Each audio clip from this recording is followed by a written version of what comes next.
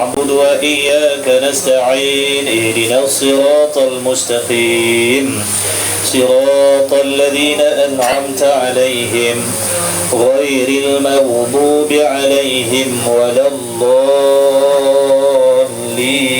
آمين آمين آمين يا رب العالمين. بسم الله الرحمن الرحيم الحمد لله رب العالمين والصلاة والسلام على أشرف الأنبياء والمرسلين وعلى آله وصحبه أجمعين. سبحانك لا علم لنا إلا ما علمتنا إنك أنت العليم الحكيم. اللهم افتح علينا حكمتك وانشر علينا من خزائن رحمتك يا أرحم الراحمين. ربنا ربنا ربنا ربنا ربنا ربنا زدنا علما وفهما يا كاشف المشكلات اكشف الحجب عن وجوه هذه المعاني حتى نطلع على خفيات هذه المسائل واحفظنا من الخطأ والضلال فأنت موفق كل أمر وأنت علام الغيوب برحمتك يا أرحم الراحمين. وهب لنا يا وهاب علما وحكمة وللرزق يا رزاق كلنا مسهلا وبالخير يا فتاح فافتح لنا يا الله وبالهدى وبالعلم كلنا يا عليم فضلا. اللهم علمنا ما جهلنا وذكرنا ما نسينا. اللهم اجعل أعمالنا خالصة لوجهك الكريم. اللهم خلصنا مما أنا فيه خلصا جميلا برحمتك يا أرحم الراحمين إنك على كل شيء قدير ولا حول ولا قوة إلا بالله العلي العظيم. وصلى الله على سيدنا محمد وعلى آله وصحبه وبارك وسلم والحمد لله رب العالمين آمين يا رب العالمين.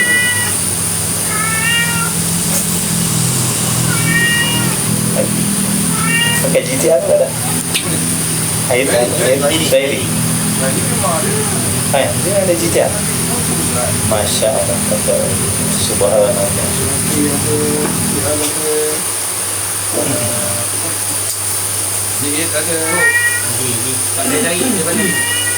Kita kelas mengaji. Kelas mengaji dia datang. Masya Allah. Istimewa kucing. Apa dia? Apa tu?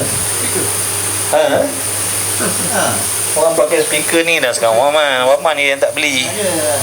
Yang digantung hari ni. Masya-Allah. Rosak? Mana rosak pakai ni? Saja je pakai yang ni Boleh? Clear? Clear tu boleh. Saya pesan kalau kat rumah kita panggil bini tak dengar beli ni.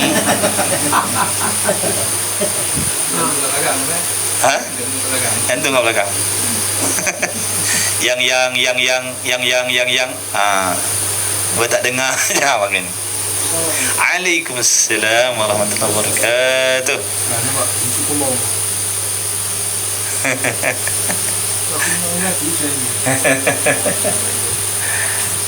InsyaAllah Minhajul Abidin sahabat. Kampung Kerinci, Pantai Dalam hadir. Oh, siap ya. Alhamdulillah, terima kasih sahabat yang hadir. Terima kasih.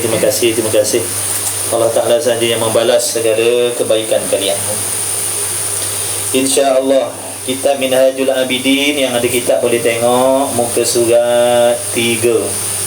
Ada kitab lain yang muka surat berapa bang? 9. Muka surat 3 ataupun muka surat 9 sahabat. Harap lain kita okey malam ni lah, mudah-mudahan. Allahumma salli ala sayyidina Muhammad, mudah-mudahan. Baik, untuk tidak melengahkan masa dan waktu, alhamdulillah, segala puji bagi Allah Subhanahu wa taala. Dengan belas kasih sayang Allah, dengan kemuliaan Allah, dengan kemurahan Allah, kita yang banyak kelekaan ni, yang banyak melanggar perintah Allah, yang banyak lupa, yang banyak leka, yang mana zahir dan batin kita selalu bersibuk berbimbang dengan hal-hal keduniaan, tapi namun masih lagi Allah pandang kita, masih lagi Allah ingat kepada kita, dengan makna Allah pilih kita, bagi taufik kepada kita semua, buat pertolongan daripada Allah dijemput kita, digerakkan kita, hati serta anggota kita, ditempatkan kita di dalam majlis ilmu. Ini semuanya semata-mata limpah kurniaan rahmat belas kasih sayang Allah Subhanahu wa ta'ala yang tak boleh nak dibeli oleh siapa-siapa pun yang diberi harta kekayaan oleh Allah.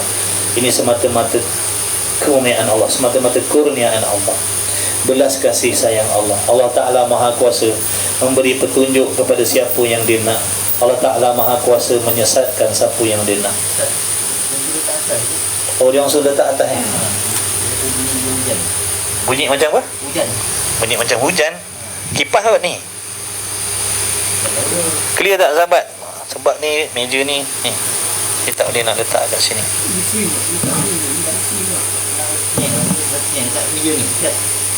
Saya letak sini lah. Dia pakai kat poket lah. Tak kot. Ustaz tak pakai tu lagi clear. Allah Masya Muhammad. Tak pakai tu lagi clear. Sekejap saya slow sikit sebab dia mungkin kuat sangat kot. Tu pendengaran terang dan jelas tu. Saya pakai poket lah. Dia dah bagi tu tak gunakan nanti kan kena tanya ke nanti. Letak kat poket situ boleh tak sahabat? Boleh komen sikit okey tak okey? Bunyi Ustaz, memang dah bunyi. Okey tu okey. Clear baik. Baik sahabat okey. Masya-Allah tabarakallah subhanallah ahsanul khaliqin. Bismillahirrahmanirrahim. Qala al-muallif rahimahullah ta'ala wa nafa'ana wa iyyakum bi'ulumihi wa bi'ulumi masyayikhina fid daraini amin ya rabbal alamin. Di sama-sama kita memperbetulkan qasad dan niat kita belajar kerana Allah, menjunjung perintah Allah. Semoga diberi ilmu yang bermanfaat untuk kita berusaha memperbaiki kelemahan kita. Apa yang baik yang kita tahu, insya-Allah kita usaha untuk amalkan. Apa yang tidak baik kita nak usaha tinggalkan, insya-Allah. Mudah-mudahan Allah tunjukkan segala kelemahan, kesilapan kita. Jadi ilmu tasawuf ni peranannya nak memperbaiki hati kita. Ilmu tasawuf peranannya nak memperbaiki hati kita supaya menjadi hati yang berakhlak, hati yang baik, hati yang takut kepada Allah, hati yang malu kepada Allah, hati yang cintakan akhirat, hati yang cintakan ibadat. Maka apabila hati kita telah memiliki segala sifat yang terpuji, insya-Allah anggota kita yang lain akan turut mengikutnya kepada kebaikan. Kenapa kita malah mengaji, malah beribadat, malah sembahyang? Itu semuanya masalah hati. Kerana hati kita yang membawa kita ke mana-mana. Hati kita yang membawa kita ke mana-mana. Allahumma salli ala sayyidina Muhammad. Contohnya sekarang kita berada dalam majlis ilmu. Sebagai asbabnya hati kita lah yang mengajak, hatilah yang membawa kita ke sini. Kalau hati kita di tempat lain, dia akan bawa tubuh kita ke tempat lain. Jadi hati, Nabi kata hati itu raja yang memerintah, anggota itu rakyatnya. Rakyat yang senantiasa akan mematuhi apa yang diperintah oleh raja, iaitu hati. Kalau hati kata jangan ngaji, dia takkan ngaji. Kalau hati kata jangan solat, dia takkan solat. Kalau hati kata jom ngaji, dia akan pergi. Begitulah. Waalaikumsalam warahmatullahi. Baik. Dan lagi firman Allah Ta'ala muka surat 3 ni awal lagi, siapa yang ikut, siapa yang nak beli kitab boleh beli kitab. Kita mengaji, kalau ada kitab lagi baiklah, lagi bagus, kita boleh tengok sendiri, kita boleh ulang kaji sendiri nanti insya-Allah. Dan lagi firman Allah Ta'ala, inna hadza kana lakum jazaa'an wa kana sa'yukum mashkura.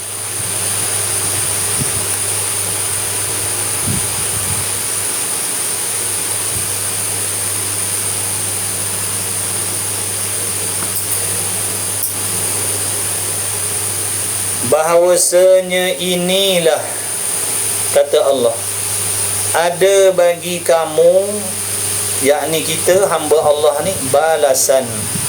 Ada bagi kita balasan. Setiap perbuatan kita ada balasan, sama ada perbuatan baik ataupun perbuatan yang sebaliknya. Sebelum ni Allah Ta'ala berfirman, ana rabbukum Aku ni Tuhan kamu, kata Allah. Aku ni Tuhan kamu, aku ni pemilik kamu, aku ni yang memberi nikmat kepada kamu, aku yang menghidupkan kamu, aku yang memberi rezeki kepada kamu, aku yang menolong kamu bergerak dan diam, aku yang menolong kamu boleh berfikir, boleh memahami, aku yang menolong kamu boleh melihat, boleh memandang, boleh mendengar, bergerak, diam dan sebagainya. Itulah hakikatnya kita ni senantiasa berkehendak, bergantung, berhajat kepada Allah dalam apa jua hal keadaan sekalipun. Maka semuanya ini semata-mata kurniaan Allah Subhanahu Wa Taala ke atas diri kita. Jadi Allah Taala kata, wa ana rabbukum, aku ni Tuhan kamu, aku ni pemilik kamu. Kamu jangan lupa. Kita jangan lupa Allah tu Tuhan kita, Allah tu pemilik kita. Sekaya mana kita, semiskin mana kita, sehebat mana kita, secantik mana kita, sekuat mana kita, kita tetap dimiliki oleh Allah Subhanahu Wa Taala. Setaat mana kita, seleka mana kita, semaksiat mana kita, anak bini kita, semuanya itu diberi milik oleh Allah. Allah lah Tuhan kita, jangan lupa. Maka oleh yang demikian, barang siapa yang mengetahui bahkan meyakini la ilaha illallah, tiada Tuhan yang berhak disembah dengan sebenar-benarnya melainkan Allah, barang siapa yang beriman, yang mengaku dengan penuh kejujuran, keikhlasan bahawasanya Allah itulah Tuhan pemilik dirinya, fa'budun, kata Allah Ta'ala, maka hendaklah kamu menyembah akan daku. Hendaklah kamu menyembah akan daku. Apabila kamu beriman, apabila kamu yakin Allah itu adalah Tuhan kita, maka Allah Ta'ala kata fa'budun, hendaklah kamu mengabdikan diri kepada aku, kata Allah. Kalau benar kamu beriman, kalau benar kamu berikrar, kalau benar dengan sumpah setia kamu Allah adalah Tuhan, tidak ada yang lain, maka fa'budun, abdikanlah diri kepada Allah, taatilah perintah Allah. Apa yang disuruh usaha buat, apa yang dilarang usaha tinggalkan, sama ada zahirnya maupun batinnya. Itulah tanda-tanda seseorang hamba yang beriman bahawasanya Allah itu Tuhan dia.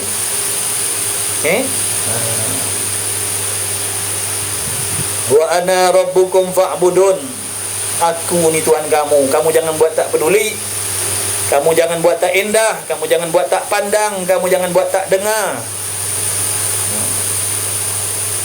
kamu jangan buat main-main, kamu jangan bersenda, sebab aku ni Tuhan kamu. Kamu kena ingat, kita kena ingat maknanya. Jangan sampai Allah Ta'ala menarik balik segala keselesaan yang diberi. Cuba kita fikir, kalau Allah tarik segala keselesaan kita, apa jadi? Kalau Allah tarik nikmat sihat kita, apa jadi? Kalau Allah tarik nikmat pekerjaan kita, apa jadi? Siapa yang memberi kita pekerjaan? Allah. Maka Allah yang memberi dan dia boleh mengambil kembali tanpa sebab. Tanpa sebab Allah Maha Kuasa mengambil kembali apa yang telah diberikan kepada kita. Kebahagiaan dalam rumah tangga kita, siapa yang bagi kalau bukan Allah yang memberinya? Kita memiliki suami yang baik, siapa yang bagi? Allah. Kita dianugerahkan isteri yang baik, siapa yang beri kalau bukan Allah? Waalaikumsalam. Kita dapat anak, siapa yang beri kalau bukan Allah? Kita dapat gaji, dapat allowance, orang nak berurusan dengan kita, siapa yang menggerakkan hati-hati mereka sehingga kita dapat mengambil manfaat daripada mereka? Contoh, kalau kita berniaga, mustahil orang tu akan melangkah kaki datang ke kedai kita untuk membeli kalau tidak digerakkan oleh Allah.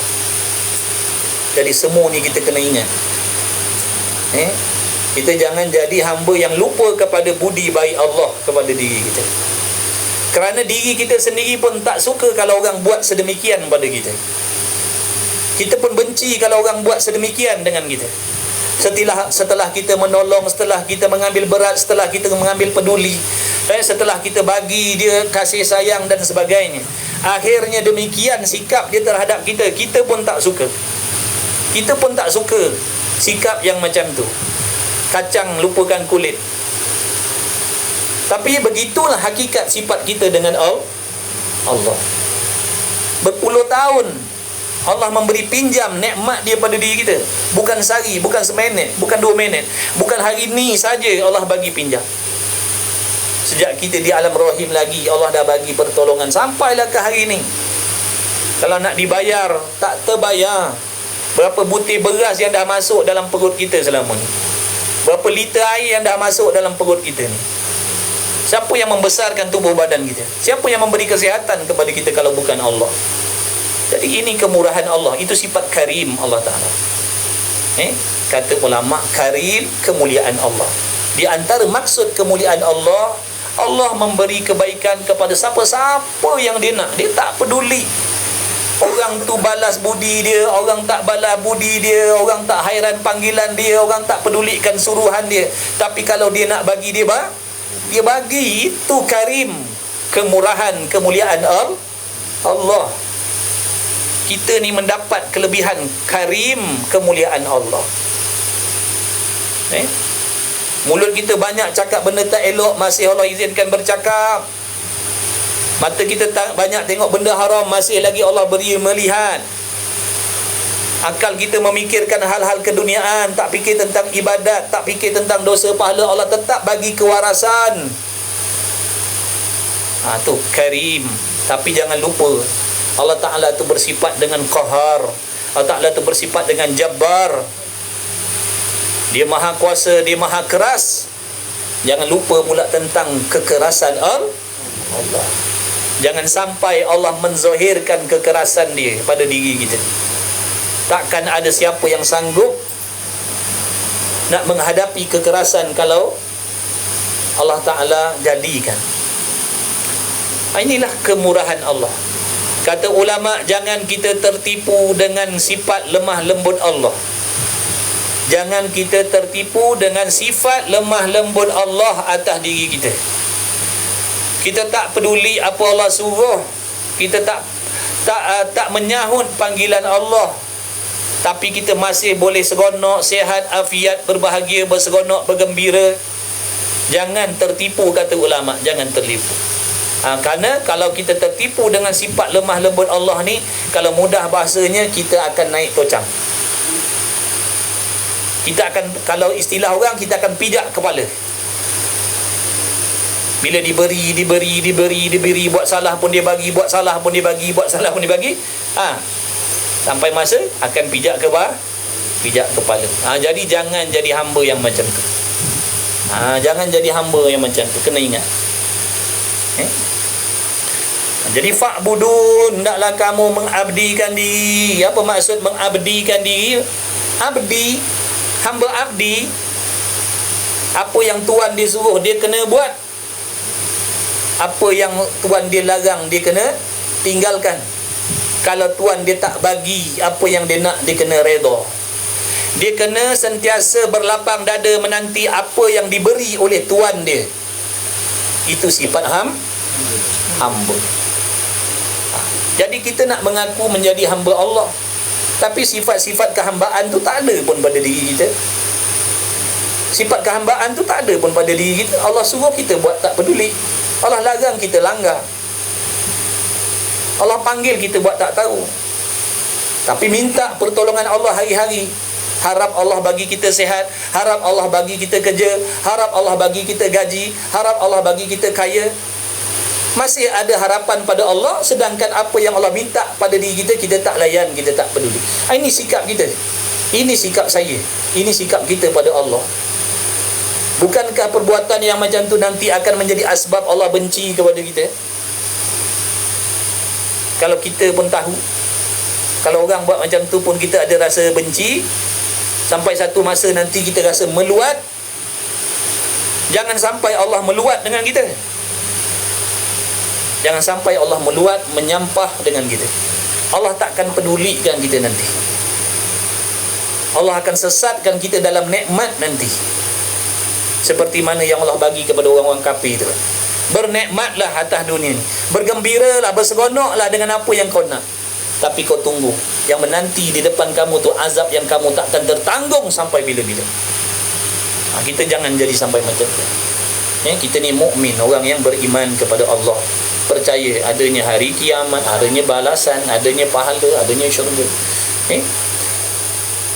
Jadi jangan kita menyesal, jangan merasa rugi dengan kita mengorbankan masa, waktu, wang ringgit, apa sajalah untuk mengabdikan diri tadi kepada Allah. Jangan pernah mengeluh dengan apa yang kita korbankan atas tujuan beribadat. Jangan. Tak boleh. Kenapa? Kerana apa yang kita buat tu, bahawasanya inilah ada bagi kamu balasan. Ada balasan. Allah akan balas sekecil apa pun yang kita korbankan. Allah pandang besar. Jangan remehkan. Kadang perbuatan kita yang nampak lekeh itulah menjadi asbab kita diredai oleh Allah. Kerana waktu kita buat perkara yang remeh ni, tak ada dalam hati kita mengharap-harapkan orang pandang, orang tengok, orang puji, orang sanjung. Sebaliknya, kalau kita buat ibadat yang besar-besar, yang hebat-hebat, haji, umrah, sedekah, wakaf, qiyamul lail, mengaji, mengajar, kita harap orang pandang kita, orang kagum dengan kita, orang puji kita. Betul ke tidak? Kadang-kadang amalan yang macam tu menjadi asbab Allah benci dengan kita. Tapi dengan sebab amalan yang remeh-temeh tadi, kita mendapat redha Allah. Sebab hatinya bersih, tak ada mengharapkan sesuatu kecuali Allah Ta'ala. Jadi jangan berasa rugi.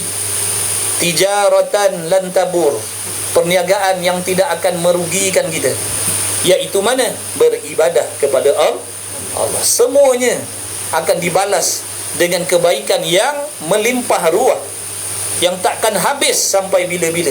Sekecil apa pun yang kita korbankan untuk mentaati perintah Allah, Allah akan balas dengan balasan yang tak akan sudah sampai bila-bila. Iaitu syurga yang ada di dalamnya nikmat yang takkan putus-putus. Subhanallah, Maha Pemurahnya lah Allah Ta'ala tu atas diri kita ni. Kita tak berasa bertuah ke Allah lahirkan kita ni sebagai orang Islam? Kita tak pernah rasa beruntung ke Allah lahirkan kita sebagai orang Islam? Mujur Allah tak jadikan kita ahpeng, ahliong, linggam, yang mana agak-agaknya pada waktu tu, macam mana pandangan kita pada Allah, macam mana pandangan kita kepada Islam. Mereka tu yang masuk Islam tu sebab mendapat kemurahan Allah tu, diberi hidayah oleh Allah, bukan dengan usaha ikhtiar mereka. Selagi Allah tutup hatinya, akalnya daripada nampak melihat kebaikan Islam, dia tak akan nak kepada Islam. Jadi begitulah kita sepatutnya rasa, ya Allah betapa mujurnya, ya Allah perselamatkan aku. Padahal tak wajib pun kau lahirkan aku sebagai umat Islam, tak wajib pun bagi kau, ya Allah. Tapi tiba-tiba dengan limpah kurniaan kau, kasih sayang kau, kau pilih kami ini menjadi umat Nabi Muhammad sallallahu alaihi wasallam yang beragama Islam. Jadi umat Nabi yang paling dicintai oleh Allah pula tu. Subhanallah. Ini nikmat yang tak boleh kita nak balas dengan apa pun. Allah tak minta kita bayar. Allah tak minta kita bayar, sahabat. Dengan segala nikmat yang Allah bagi ni, Allah tak minta kita bayar dengan duit, dengan harta. Sebab Allah tahu memang takkan termampu kita nak bayar. Yang Allah minta pada kita supaya bersyukur, berterima kasih kepada Allah. Dengan cara apa? Mentaati perintahnya. Mentaati perintahnya. Itu yang Allah nak daripada kita. Itu pun bukan bermaksud Allah mengharapkan faedah daripada ketaatan kita, bukan. Allah suruh kita bersyukur kerana Allah nak bagi kelebihan, kerana Allah nak bagi kebajikan yang jauh lebih dahsyat daripada kesenangan yang Allah dah bagi kepada kita atas dunia ni. Bukan maksud Allah kita suruh kita solat, suruh mengaji, Allah nak menyusahkan kita ataupun ada kepentingan pada Allah. Dah, Allah suruh kita taat sebab Allah nak bagi. Bayangkan tuan-tuan, bayangkan sahabat, Allah paksa suruh buat baik sebab dia nak bagi kebaikan yang takkan sudah-sudah kita nikmati kecapi. Ini kata pemurahnya Allah, maha kasih sayangnya Allah. Allah tak suka, maknanya Allah nak bagi kebaikan kepada kita, sampai Allah paksa solat, paksa menuntut ilmu. Bukankah wajib itu paksaan? Sampai Allah bagi ancaman, kalau kau tak solat nanti akan ada azabnya, kalau kau tak puasa nanti akan ada azabnya, kalau kau tak menuntut ilmu nanti ada azabnya. menunjukkan Allah paksa. Sebab apa Allah paksa? Sebab Allah nak bagi kebaikan yang berlipat kali ganda kepada diri kita berbanding daripada kekayaan, harta, pangkat, jawatan yang sedang ada dalam tangan kita sekarang. Tak boleh nak ditolak bandingkan apa yang Allah nak bagi kepada kita dalam syurga besok. Selekeh-lekeh penduduk syurga tu besok, lebih dahsyat kehidupannya dalam syurga nak bandingkan dengan raja yang paling kaya atas dunia. Paling hamba yang paling lekeh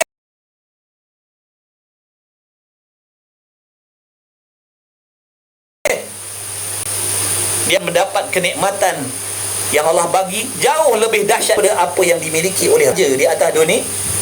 Bangan. Bagaimana dia seorang hamba yang taat kepada Allah pula? Bagaimana balasan yang Allah nak bagi kepada mereka? Ataupun kita tak suka kesenangan? Bohong.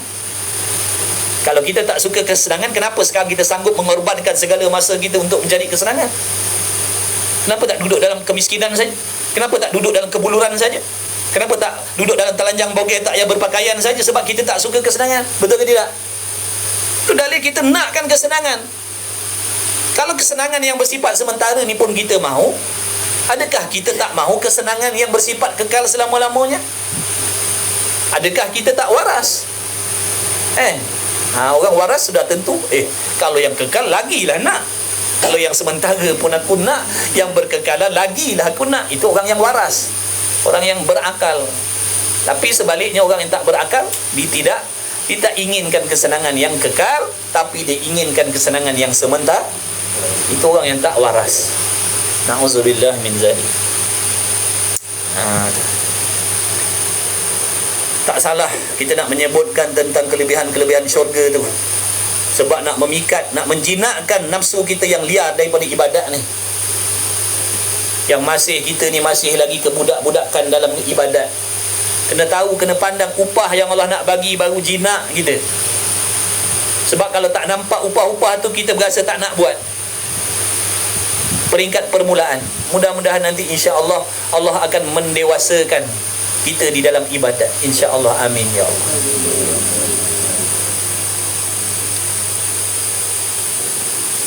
Dan adalah usaha kamu disyukurkan. Apa yang kamu usahakan tadi tu akan disyukurkan oleh Allah. Apa maksud disyukurkan oleh Allah?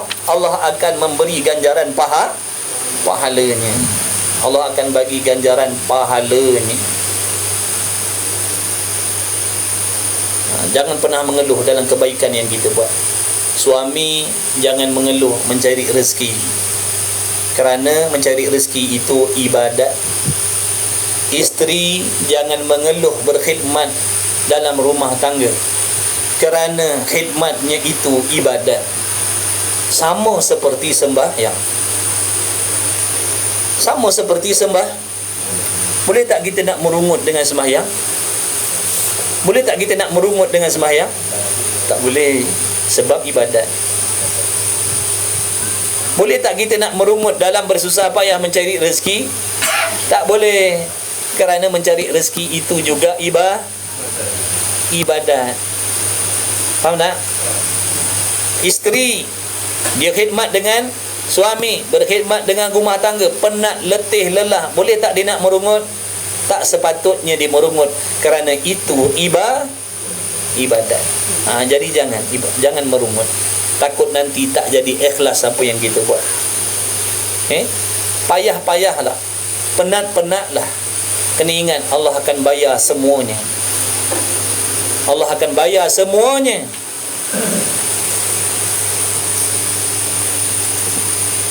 Pening, kalau suami pening nak cari duit, Allah akan bayar pening dia tu. Susah hati memikirkan anak sakit, hutang ni nak kena bayar, itu nak kena bayar, nafkah nak pada isteri pula sekian. Sakit kepala dia, risau dia. Tapi yang dirisaukan tadi, benda yang berhubung kait dengan tanggungjawab ataupun ibadat dia, maka Allah akan bayar semua tu. Allah akan bayar. Allah tak akan mensia-siakan kebaikan hamba dia. Dan Allah tak akan lupa selama-lamanya. Setiap kebaikan sekecil apapun yang dikorbankan untuk nak menjunjung perintah Allah pasti akan dibayar oleh Allah. Innaka la tukhliful mi'ad, sesungguhnya engkau ya Allah, kau tidak mungkir janji. Allah tak mungkir janji. Allah tak mungkir janji. Allah akan bayar. Kemudian bahawasanya kami, kata musannif, tilik padanya pada ibadat. Kami tilik, kami kaji, kami selidiki ibadat ni, kata Imam Ghazali, maka kami menilik, yakni kami mengkaji tentang ibadat yang nama tadi tu, yang Allah Ta'ala kata tadi. Apa Allah Ta'ala kata? Wa ana rabbukum, aku ni Tuhan kamu, fa'budun, maka hendaklah kamu mengabdikan diri, hendaklah kamu beribadat. Maka Al-Imamul Ghazali rahimahullahu ta'ala mengkaji, meneliti maksud ibadat tadi tu yang diperintah oleh Allah Ta'ala tadi. Maka katanya, dan kami berceritakan kepadanya, dan kami berceritakan padanya, pada ibadat tadi, daripada jalannya. Jalan yang dimaksudkan ibadat yang Allah suruh tadi tu bukan ibadat yang kita faham, bukan ibadat yang kita orang ramai-ramai faham, bukan ibadat yang kita ramai-ramai faham, bukan. Kenapa? Ibadat yang kita ramai-ramai faham, asalkan buat, itu yang kita faham. Asalkan sembahyang, asalkan buat. Pilih-pilih, yang ni kena buat sebab muafakat dengan nafsu, yang ni aku tak nak buat walaupun wajib sebab aku tak suka. Yang ni benda haram aku kena tinggalkan sebab benda ni jijik. Yang ni benda haram aku buat sebab tak jijik pun benda ni. Tu yang kita pandang. Sebab tu ada benda haram yang kita tinggalkan, ada benda haram yang kita buat. Sebab kita pandang, kita jauhkan benda haram tadi tu sebab pada kita benda tu jijik. Kalau bagi free pun kita tak mau. Disuruh makan daging anjing dan babi, kita tak nak sebab pada kita jijik. Bukan sebab haram, sebab jijik. Dalilnya mana? Tidak solat itu juga lebih jijik. Tidak menuntut ilmu itu juga lebih jijik. Meninggalkan kewajipan itu lebih jijik. Kenapa kita buat benda tu? Sebab pada kita tak jijik. Sebab tu kita buat benda haram. Jadi sebenarnya kita meninggalkan benda haram tadi tu bukan dengan sebab Allah haram, sebab pada kita jijik, tak sepakat dengan nafsu kita. Mengumpat sepakat dengan nafsu kita, sebab tu kita buat walaupun haram. Bersangka-sangka jahat, jijik pada Allah, tapi pada kita tak jijik benda tu, sebab tu kita buat. Betul ke tidak? Sebab tu jadi ni musannif Imam Ghazali dia nak terangkan maksud mengabdikan diri itu apa benda. Bukan seperti yang kita faham. Bukan seperti yang kita faham. Kita ni salah faham dengan ibadat. Buat kalau ada masa, tak ada masa tak payah buat. Kalau senang buat, kalau susah tak payah buat. Yang muafakat dengan nafsu kita, kita dulukan. Yang tak muafakat dengan nafsu kita tinggalkan. Ini ibadat yang kita faham. Asalkan buat, nanti dapat pahala, nanti masuk syurga. Itu yang kita faham. Padahal bukan begitu. Padahal bukan begitu ibadat yang disuruh oleh Allah. Bukan. Kalau kita faham begitu, takkan sampailah kita. Kalau apa yang kita faham begitu, takkan sampailah kita. Ada orang yang puasa saja, zakat saja, haji saja, umrah saja, sedekah saja, tapi sembahyangnya tidak. Itu yang dipaham maksud ibadat. Sebab dia faham ibadat begitu. Aku dah haji, aku dah banyak tolong orang fakir miskin. Kenapa aku nak kena sembahyang? Tak payah sembahyang lah, aku dah buat kebaikan. Itu yang dia faham. Bukan sembahyang, puasa, zakat, haji, umrah, tapi yang dalam ni pula bermasalah. Itu yang kita faham. Sebab tu kita tak kisah, walaupun kita dah mengaji, dah mengajar, dah solat, kita tak peduli pun hati kita ni masih lagi tak elok. Hati kita masih tak baik dengan orang. hasad dengki, dendam, takabur. Sebab pada kita tak ada masalah pun, aku dah semayang. Sebab itu yang kita faham. Jadi sekarang ni Imam Ghazali rahimahullahu ta'ala nak memberi faham kepada kita maksud ibadat yang sebenar-benar tu apa, supaya kita dapat jadikan sebagai panduan dan pedoman untuk menilik diri kita. Betul ke tidak cara aku beribadat selama ni? Betul ke tidak cara aku beribadat, cara anak bini aku beribadat selama ni? Betul ke tidak? Yang kita mendakwa aku dah beribadat, aku dah beribadat, aku dah beribadat ni, betul ke tidak cara ibadat kita? Adakah yang kita buat tu yang dikehendaki dalam Islam ataupun bagaimana? Kita beribadat kalau tanpa ilmu, kita akan beribadat berpandukan nafsu. Kita akan beribadat berpandukan nafsu. Tanpa ilmu, nafsulah ikutan kita.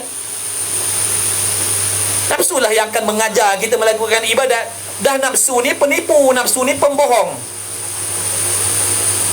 Bila kita beribadat mengikut dengan nafsu, maka kita akan dibohong. Takkan sampai kepada Allah, takkan sampai. Kerana yang kita jadikan ikutan tu nafsu, bukan ilmu. Tu dia. Kami bercerita padanya ibadat daripada jalannya. Imam Ghazali nak ceritakan jalan. Kalau macam kita nak pergi satu tempat, ketua rombongan dia akan ceritakan perjalanan yang kita nak pergi ni begini. Kalau nak daki bukit ke, nak pergi camping ke, nak pergi mana ke, ketua rombongan akan bagi tahu. Tempat ni yang kita nak pergi tu, air terjun sana tu, memanglah tempat dia bagus, sedap, tenang. Tapi ni saya nak ceritakan perjalanan dia. Perjalanannya sifatnya begini. Kena faham. Jangan kamu nampak kesenangan yang di situ, tapi kamu tak perhatikan kesusahan yang nak menyampaikan kamu di situ.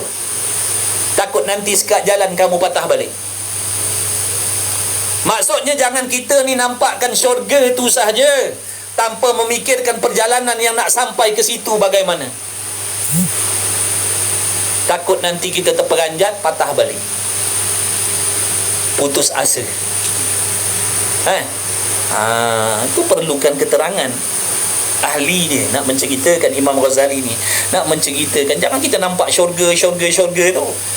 Yang menyampaikan tu bagaimana tu, jalan dia macam mana. Jadi kita orang yang beribadat mesti kena ambil tahu, supaya kita sentiasa bersiap sedia dengan apa yang kita kena laksanakan, supaya menyampaikan kita ke situ. Jangan kita tak nak ambil tahu. Jangan kita nak tahu tentang syurga, lazatnya syurga, nikmatnya syurga, seronoknya syurga, kekalnya syurga, tapi tentang perjalanannya kita tak nak ambil tahu. Ni nanti kan orang jalan tempat lain, kita jalan tempat lain. Orang ikut trek lain, kita ikut trek lain. Tapi kalau tanya nak ke mana? Nak ke syurga. Kenapa jalan sini? Kenapa ikut jalan sini? Ini bukan jalan ke situ. Ini jalan nak bertemu tempat satu lagi yang penuh dengan azab siksaan tu. Kenapa ikut jalan sini? Nak ke syurga bukan sini jalannya. Jalannya di sana. Contohnya lah, bagi kita yang tak nak ambil tahu tentang perjalanan nak ke situ. Bila contohnya ketua rombongan nak bagi kursus keterangan tentang perjalanan nak pergi tempat yang sedap tadi, saya tak nak datang. Sebab saya mendakwa, perjalanan dalam hutan ni aku bukan tak tahu. Sombong. Akhirnya yang lain sampai, kita tersesat seorang-seorang.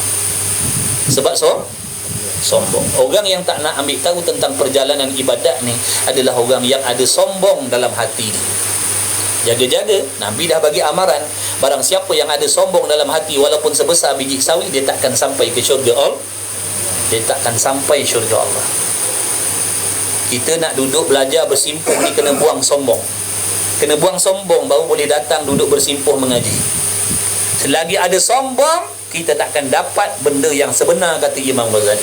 Selagi ada sombong dalam hati kita, berasa pandai, berasa dah tahu, berasa dah mahir, berasa ibadat dah betul, berasa ibadat Allah dah terima, tak nak dengar apa yang alim ulama nak pesan, nasihat, kita takkan dapat benda yang sebenar. Kita takkan dapat benda yang sebenar. Kan siapa yang sombong, Allah akan haramkan, Allah akan tegah dia daripada mendapat benda yang sebenar. Dengan makna nak dapat benda betul, benda sebenar, kena buang sombong tadi. Kena buang sombong tadi. Meskipun kita orang paling kaya dalam dunia ni, kena buang kesombongan kita. Barulah Allah akan terima kita. Kalau tak, kita takkan sampai. Kalau tak, kita takkan sampai, sahabat. Jadi jangan sombong. Bila ada alim ulama ajak kita belajar mengaji, jangan sombong. Jangan sombong. Perjalanan dunia, ya, kita mahir. Selok belok nak mendapatkan kesenangan, kekayaan dunia, kita pandai, kita mahir. Tu bidang kita. Tapi nak mendapatkan kesenangan, kekayaan, keselamatan di hari kiamat, tu bukan bidang kita. Tu bukan bidang kita, bukan. Maka buang kesombongan kita tadi. Kena mengaku kita tak tahu, kita tak gerti, kita tak pandai bagaimana cara yang selamat nak sampai ke syurga Allah. Kena mengaku aku tak pandai, jadi aku perlukan orang yang pandai yang membimbing. Itulah akan selamat sampai. Tapi kalau kita sombong, tak nak orang yang tak nak belajar ni, orang sombong. Orang sombong, takabur, merasa dirinya hebat tanpa petunjuk daripada Allah. Dia berasa dia boleh sampai dengan tak ada petunjuk daripada Allah. Sebab tu dalam solat kita juga dipaksa oleh Allah memohon petunjuk. Ihdinas siratal mustaqim. Tak baca ayat tu, solat kita tak diterima oleh Allah. Nak menunjukkan betapa kita ni sangat-sangat berkehendak dan berhajat kepada petunjuk Allah. Inilah dia. Inilah di antara petunjuk Allah ni, ada dalam kitab-kitab agama ni. Yang kita minta dalam solat tu, jangan kita tak tahu pula apa yang kita minta dalam solat. Ihdinas siratal mustaqim. Di antara maksud petunjuk tu ilmu. Sebab tu kena belajar, kena cari, kena terima ilmu yang Allah nak bagi. Jangan pandang orang yang mengajar tu, jangan pandang majlis tu, pandang yang nak bagi kepahaman petunjuk ni Allah, bukan orang tu. Bukan guru tu. Guru tu tak ada apa-apa pun, dia sama manusia macam kita. Cuma dia sebagai asbab yang Allah letakkan sebagai perantaraan untuk kita mengetahui bagaimana petunjuk Allah tu. Sebab tanpa perantaraan ni, kita takkan tahu apa yang nak ditunjuk oleh Allah.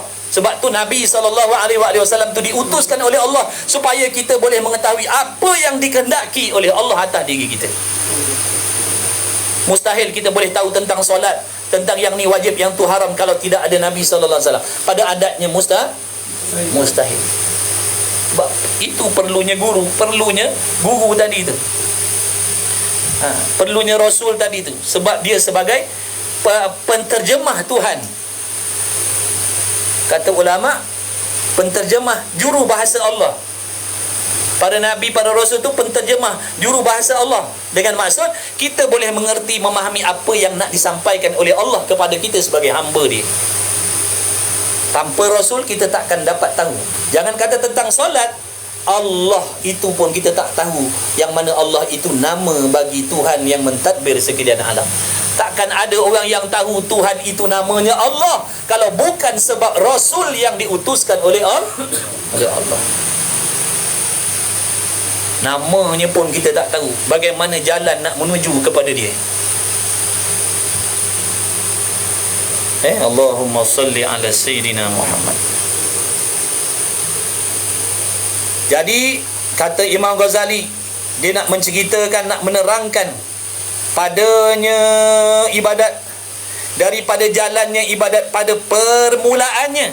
Daripada permulaan lagi, seawal-awal lagi, Imam Ghazali nak tolong kita, nak tolong bagi tahu, nak tolong ceritakan, nak tolong terangkan apa yang dia jumpa daripada awal perjalanan sampailah ke hujung perjalanan besok. Apa yang orang yang nak beribadat kepada Allah akan temui, apa yang dia akan dapat, apa yang dia akan tempuhi, apa larangannya, apa cabarannya, apa tipu daya muslihatnya, apa jerangkap samanya, apa musuhnya, apa gangguannya, apa yang menyebabkan hamba tu boleh sampai, apa penyebab yang hamba tu tak boleh nak sampai kepada Allah.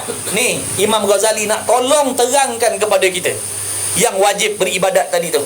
Fa'budun, taklah kamu mengabdikan diri kepada Allah. Jadi mengabdikan bagaimana? Ni cara dia. Ini cara Imam Ghazali nak tolong bagi tahu. Kecuali kita dah mengaku lebih pandai daripada Imam Ghazali, kita lebih tahu, kita lebih faham, maka tak payah ambil tahu. Kalau kita berasa ilmu kita setanding Imam Ghazali, lebih tahu, lebih faham, selok belok perjalanan nak sampai kepada Allah zahir dan batin, tak payah ambil tahu. Tak payah ambil tahu. Teruskanlah dengan kehidupan kita tu. Sibuk dengan hal dunia pagi, petang, siang, malam. Hatinya, pikirannya, anggotanya sibuk memikirkan tentang perjalanan bagaimana nak jadi hebat, senang atas dunia. Tak payah ambil tahu tentang akhirat. Sebab kita tak mau. Kita tak nak apa yang Allah nak bagi. Ataupun kita merasa kita lebih pandai.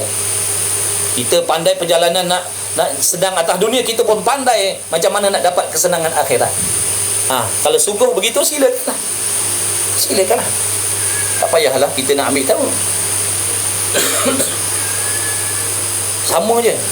Ibadat ni laki-laki perempuan sama je.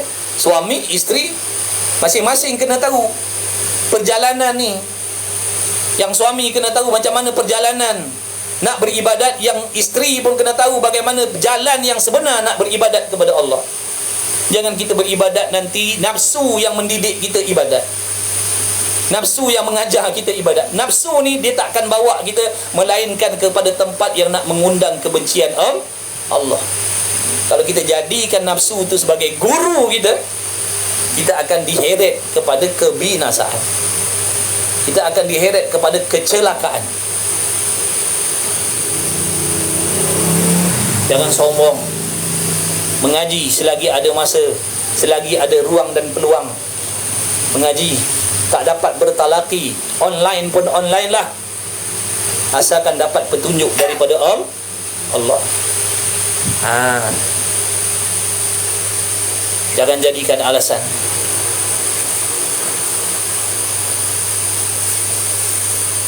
Dulu kita tak mengaji sebab alasan jauh, sekarang Allah dekatkan. Dulu kita kata payah nak dapat, sekarang mudah kan, Allah mudahkan. Apa lagi alasan kita? Nak macam mana lagi? Nak tutup guru tu datang ketuk pintu rumah kita, mengajar datang rumah kita. Kita nak sampai macam tu. Tu pun belum tentu, pasti akan ada alasan yang kita akan bagi. Minta maaf lah tu guru, tak payah datang malam ni, saya ada kerja. Pasti akan ada alasan daripada nafsu yang sentiasa bagi alasan nak melarikan diri daripada perintah Allah. Jauhlah Allah bagi kenderaan supaya yang jauh jadi dekat. Perjalanan yang 1 jam jadi 15 minit. Betul tidak? Tapi ada juga alasan yang kita bagi.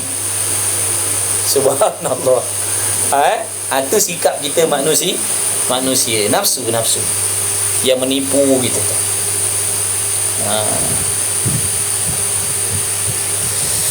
Pada permulaannya hingga sampai kepada tempat yang dimaksudkannya hamba. Apa maksud kita mengabdikan diri kepada Allah tadi? Pasti ada maksud, pasti ada matlamat dan tujuan. Apa tujuan? Apa tujuan kita sembahyang? Apa tujuan kita puasa? Apa tujuan kita kalau bekerja cari yang halal, yang baik? Kenapa tak buat yang haram-haram saja? Kadang-kadang tawaran yang haram tu lebih mewah. Kenapa? Beribadat. Apa tujuan? Yang sembahyang apa tujuan? Yang menjauhkan judi, arak tu apa tujuan? Jadi pasti ada tujuan kita beribadat, bukan saja-saja. Apa tujuannya kita nak beribadat tadi? Jadi ni Imam Ghazali nak ajar kita jalan ni supaya kita boleh ikut jalan ni agar sampai kepada tujuan kita, matlamat kita, target kita tu. Apa target kita? Ialah yang dimaksudkannya hamba, yang dicita-cita akan dia oleh orang yang salikin. Apa erti orang salikin? Salikin ni orang yang berjalan kepada Allah dengan ibadat yang zahir dan yang batin. Berjalan menuju Allah dengan amal zahir dan batin. Itu salikin. Orang yang berjalan kepada Allah dengan amalan zahir dan batin. Itu salik, orang yang berjalan kepada Allah, orang yang nak mendekatkan diri dengan Allah. Bukan zahir saja. Kalau zahir saja tu bukan salikin. Jangan salah faham dengan kata orang yang berjalan kepada Allah. Orang salik ni, iaitu kata ulama, salik ni orang yang menggabungkan amalan zahir dan amalan batinnya, yang mana pergabungan di antara dua amal zahir dan batin ini adalah kenderaan yang akan menyampaikan dia kepada redha Allah Subhanahu wa taala. Jadi jangan diharapkan, diangankan, diimpikan keredaan Allah kalau tidak bergabung dua ni. Kalau tak bergabung dua ni di antara amalan zahir dan batin, jangan diharapkan mendapat redha Allah. Ibaratnya kalau macam kenderaan tak ada minyak. Ibaratnya macam kenderaan tak ada minyak. Jangan harapkan nak sampai kepada destinasi. Kena ada kenderaannya dan kena ada minyaknya sebagai asbabnya, baru sampai. Begitulah juga bagaimana mata hati kita nak sampai kepada Allah, bagaimana hamba nak mendapat redha Allah, bergabung amalan zahir dan amalan batin. Bila bergabung dua ni pada mana-mana hamba, insya-Allah lambat atau cepat dia akan sampai kepada maksud ibadat dia. Kalau tak sampai. Sembahyanglah tonggang terbalik, habiskanlah harta kita bersedekah dan sebagainya, takkan sampai. Jadi angan-angan ni, itu pun ni nanti aku bersedekah, ni aku kalau wakaf, nanti kalau aku dah wakaf mati jadi jariah, aku dalam kubur pun dapat kesenangan sebab aku dah berwakaf. Tu je. Mudah mudah sangat. Macam mana nak jadi jariah kalau dalam hati kita ada dengki yang kita tak buang? Bagaimana nak jadi jariah kalau Tuhan pun kita tak kenal? Adakah amalan tanpa kenal Tuhan tu diterima? Tak terima. Allah tak terima amalan hamba yang tak kenal dia. Allah takkan terima amalan yang dibuat oleh hamba yang tidak mengenal Allah Ta'ala. Kenapa? Apabila dia tidak mengenal Allah, pasti dia akan melanggar undang-undang yang menyebabkan amalannya tidak diterima oleh Allah. Boleh jadi ada kemusyrikan di dalam hati tanpa dia sedar. Boleh jadi pegangan dalam hatinya tidak jazam terhadap Allah. Boleh jadi akidahnya dalam hati itu salah terhadap Allah. Bagaimana Allah Ta'ala nak terima amalan wakaf dia? Ini yang kita tak mahu. Ini yang nanti ulama kata rugi. Kalau semata membabi buta melakukan ibadat tanpa ilmu, nanti rugi. Membabi buta buat ibadat tanpa ilmu, nanti rugi. Memang orang pandang kita hebat, banyak sedekah, begini dan begitu, tapi tidak pada Allah. Sebab banyak benda-benda penting yang Allah jadikan undang-undang dalam nak mengabdikan diri tadi tidak ada pada diri kita. Kita syok sendiri je beribadat. Kita sendiri yang menghukum diri kita, aku dah banyak ibadat aku dah banyak, pasti Allah terima. Kita sendiri yang menghukum dengan kebodohan kita sendiri. Sedangkan yang nak menghisap amalan kita di besok adalah Tuhan yang memiliki ilmu yang maha meliputi, yang maha halus. Selidik habis. Macam mana kita nak lepas?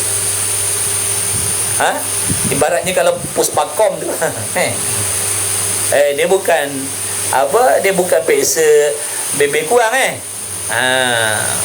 so habis-habis. Macam mana kita nak lepas?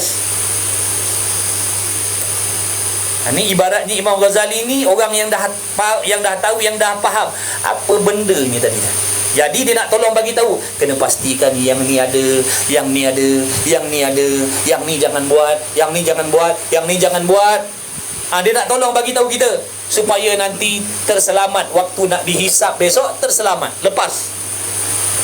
Kalau macam kita yang nak pergi puspakom tadi, ada kawan kita yang mahir, dia tolong bagi tahu kita, side mirror kena ada, tinted kena buka, tayar kena bunga ada bunga. Begini dan begitu. Sebab kalau tak ada nanti susah. Dahlah kau buang masa kena queue. Sampai masa dia kata engkau pergi datang lain kali lah.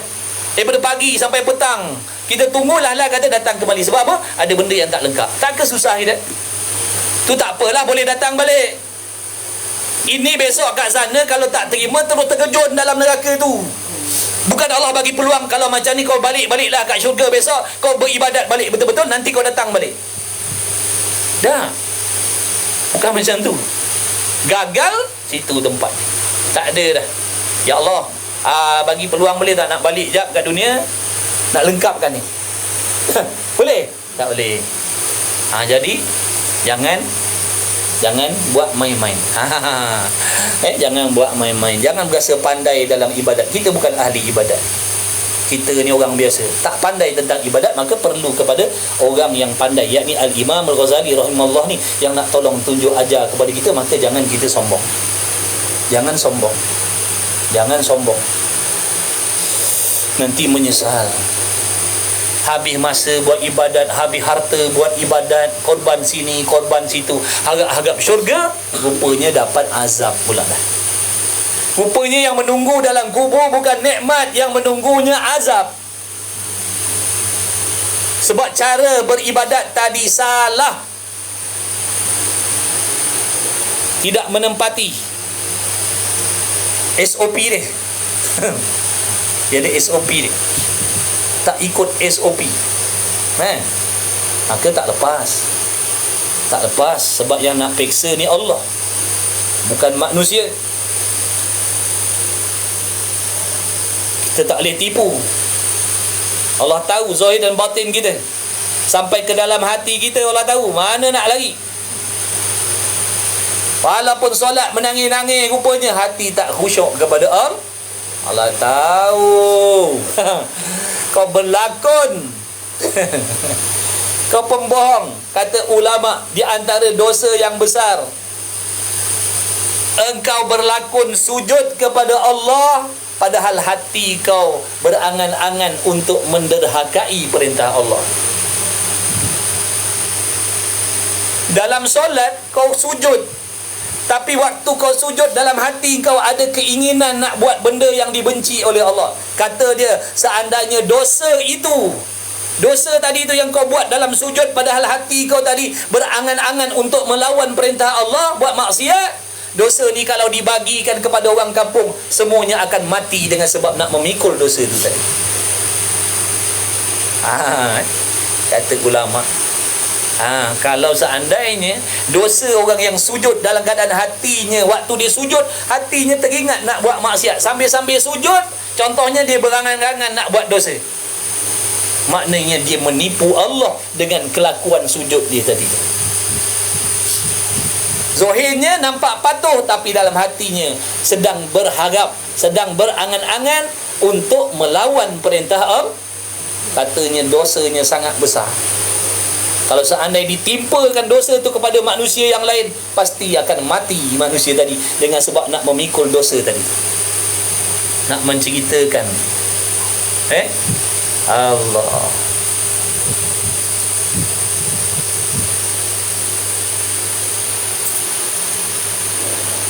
Ialah yang dicita-citakan oleh orang salik. Ini orang salik, orang yang berjalan kepada Allah dengan amalan zahir dan amalan batin bergabung. Bukan sahaja solat, bukan sahaja tutup aurat, bukan sahaja menuntut ilmu, dalaman dia pun seiring. Dalamannya pun seiring. Bukan zahirnya ke kanan, batinnya ke kiri, bukan. Macam tadilah. Zahirnya sujud, hatinya membelakangkan Allah. Tubuhnya sujud, tapi hatinya membelakangkan Tuhan. Bukan macam tu. Bukan maksud tu. Kata ulama, bukan macam tu. Jadi apa perjalanan ibadat ni daripada mula sampai habis ni nak suruh belajar. Kita tak pandai, kita tak tahu ni, nak kena tahu, nak ambil tahulah ni. Belajarlah ni. Sebab tu kita ajak, marilah kita belajar. Kita pun tak pandai, saya pun tak pandai, jadi marilah sama-sama kita muzakarah.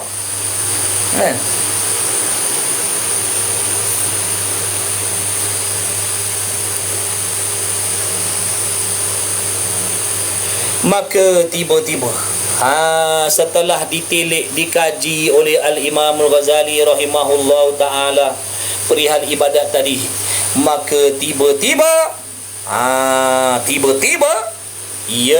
ialah ibadat ni jalan yang sangat dalam, jalan yang sangat sukar, jalan yang sangat dalam, bukan dengkel, bukan lingkat, tak, dalam sangat, dan sabil yang sangat payah. Imam Ghazali sendiri mengaku payah. Dah dia orang alim besar, waliullah, patutnya dia jawab begini, mudah je ibadat tu, patut dia jawab macam tu. Ni dia dengan ilmunya yang dahsyat sampai macam tu sekali, dia pun sendiri mengaku payah. Kita yang tak belajar ni pula kata senang aja ibadat. Mana pula payah pula. Imam Ghazali, Hujjatul Islam, Al-Imam Al-Ghazali tu, yang beratus-ratus ribu hadis dalam dada dia, jangan Quran tak payah tanyalah. Sangat alim, bersangatan alim tentang Quran, tentang hadis, tentang ilmu-ilmu yang lain, ilmu tasawuf ni. Dia sendiri mendakwa, mengaku perjalanan ibadat ni sangat payah, sangat sukar. Adakah patut kita orang yang tak ada ilmu ni kata senang je ibadat?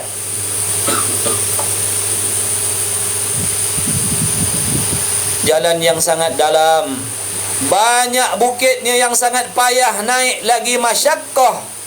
Makna nak mendaki tadi, ibadat ni ibaratnya nak mengabdikan diri ni, ibaratnya macam nak mendaki bukit, nak mendaki gunung. Perjalanannya sangat payah, sangat sukar, lagi sangat masyaqqah. Makna masyaqqah ni sangat-sangat sempit, sangat-sangat berhempas pulas, maksudnya sangat-sangat memerlukan hempas pulas. Jauh perjalanannya, bukan hari ni belajar, hari ni beramal terus sampai hati kepada Allah, bukan. Baru 2, 3, 4, 5, 6, 7 tahun duduk dalam kuliah, baru 15 tahun duduk dalam majlis ilmu dah sampai, belum tentu lagi. Belum tentu lagi.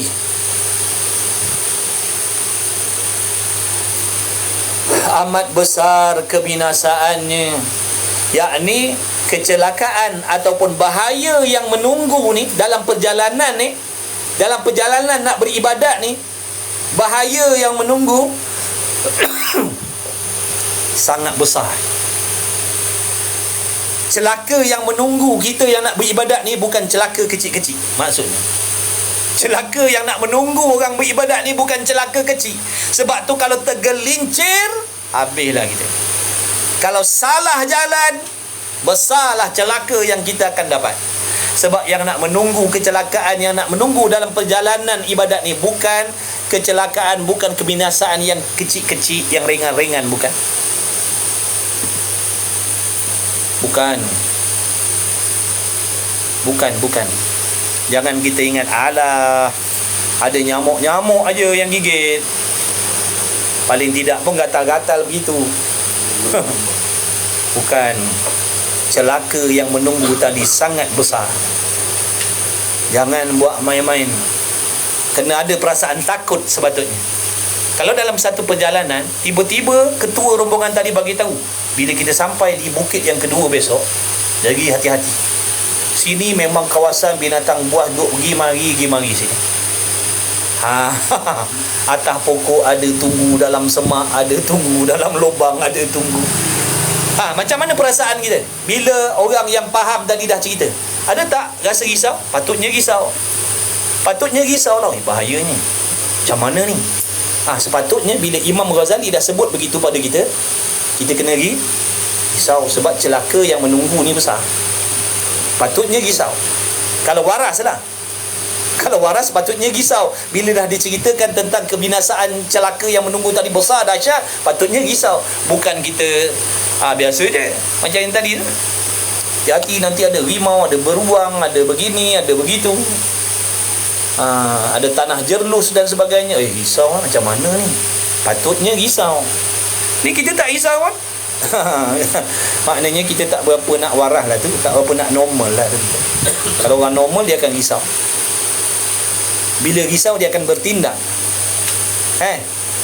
Dia akan buat persiapan nak menghadapi tempat tu. Dia akan siapkan pisau ke, parang ke, senapang ke. Sebab dah cerita tadi, sampai kat situ nanti ada celaka situ. Takkan kita nak duduk belegang kangkung. Mesti ada persiapan yang kita nak kena buat. Betul? Begitulah juga orang yang tahu, orang yang dah tahu dalam ibadat tadi ada kecelakaan yang menanti yang besar, pasti dia akan buat persiapan sebab nak lalu situ. Pasti dia akan tempuhi benda tu, tempat tu. Cuma selamat ataupun tak selamatnya. Tempuh, tetap tempuh. Siapa yang nak beribadat pasti tempuh jalan tu. Tak ada istilah jalan shortcut. Tak ada istilah jalan shortcut, tak nak tempuh benda tu. Memang kena tempuh siapa pun. Baik laki, baik perempuan, semua akan tempuh benda tu.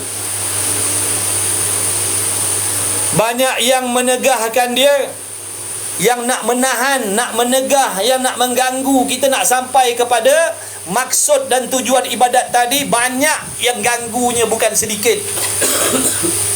Bukan sedikit yang nak ganggu ni. Di antara benda yang nak ganggu apa? Rezeki.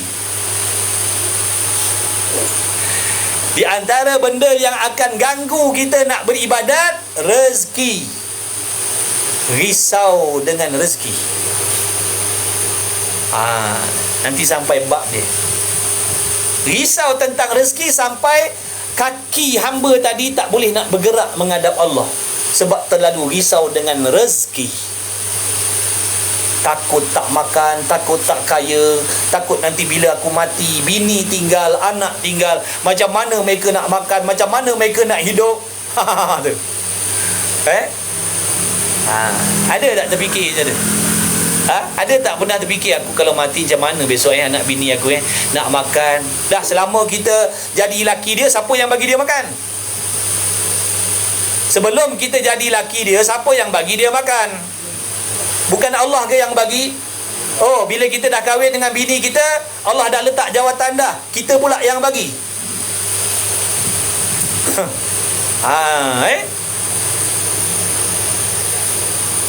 Kita ada ke, kita tak ada ke, selama ni Allah lah yang bagi rezeki kepada dia, bukan kita.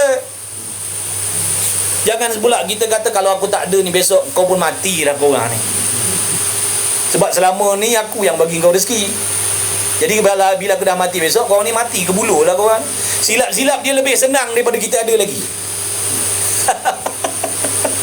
Sedap silap hidup je jauh lebih mewah, lebih senang daripada kita ada dengan dia lagi. Siapa tahu? Betul? Kita mati, jutawan pinang dia, jadi dapat laki jutawan, tak ke dia lagi senang hidup daripada kita? Mana kita tahu benda akan datang. Nampak tak tu? Sombong kita bukan main lagi. Aku yang bagi rezeki. Bukan kita lah, Allah yang bagi rezeki. Kita dapat gaji tu pun Allah yang bagi. Allah yang bagi peluang, Allah yang buka ruang sebagai sebabnya. Ni sombong. Jauh perjalanannya amat besar kebenaran. Banyak yang menegahkan dia dan banyak yang membimbangkan dia. Bimbang pikiran kita, bimbang hati kita, bimbang anggota kita, bimbang sehingga tak dapat nak mengabdikan diri kepada Allah tadi. Lagi tersembunyi yang membinasakan dia. Makna yang nak merosakkan pula ibadat, yang nak menjahanamkan ibadat kita tadi pula tersembunyi, tak nampak. Itu yang kita perasan tadi tu. Itu yang kita perasan amal dah soleh, hati dah bersih, perasan amal dah banyak. Ni kalau mati husnul khatimah. Ini kalau aku mati ni semua jadi jariah. Sebab kita tak nampak yang membinasakan tadi sembunyi. Kita ingatkan selamat, rupa binasa dah. Kita je syok sendiri, tersengih seorang-seorang. Oh, ini kalau mati husnul khatimah. Silap-silap kalau macam aku ni lah. Rasa-rasa kalau macam amalan aku ni tahajud, sedekah pun ada, wakaf pun banyak. Ini rasa masuk syurga tanpa hisap dah ni kalau macam aku ni. Kita sendiri yang mandai-mandai. Perasan. Rupanya dah lama binasa rupanya. Rupanya waktu buat dulu tak ada hasil dah. Rupa-rupanya waktu buat dulu pun Allah memang tak terima. Waktu awal buat lagi Allah tak terima dah. Kita yang rasa alhamdulillah dah semayang dah. Rupanya daripada awal Tuhan tak terima. Ini yang dimaksudkan yang membinasakan ibadat tadi sembunyi.